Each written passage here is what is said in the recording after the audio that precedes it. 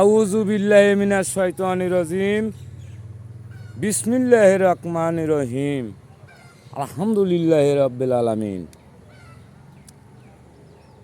আজ শরীর স্বাস্থ্য নিয়ে একটা কথা বলবো বন্ধুরা আমার, অবশ্যই দেখবেন।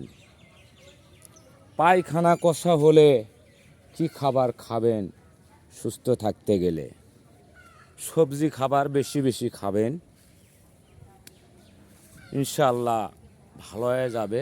পানি বেশি বেশি খাবেন, অবশ্যই সবজি খাবার বেশি বেশি খাবেন বন্ধুরা আমার ও পৃথিবীর মানুষ। আর পানি বেশি বেশি খাবেন, ইনশাআল্লাহ সুস্থ থাকবেন।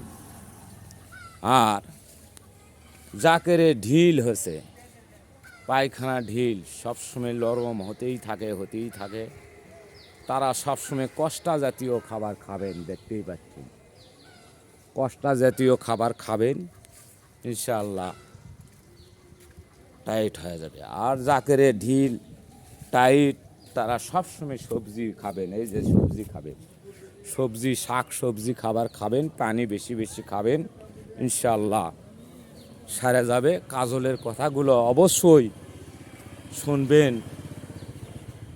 লাইক শেয়ার করে ছড়িয়ে দেবেন, সবাই যাতে বুঝতে পারে বন্ধুরা আমার।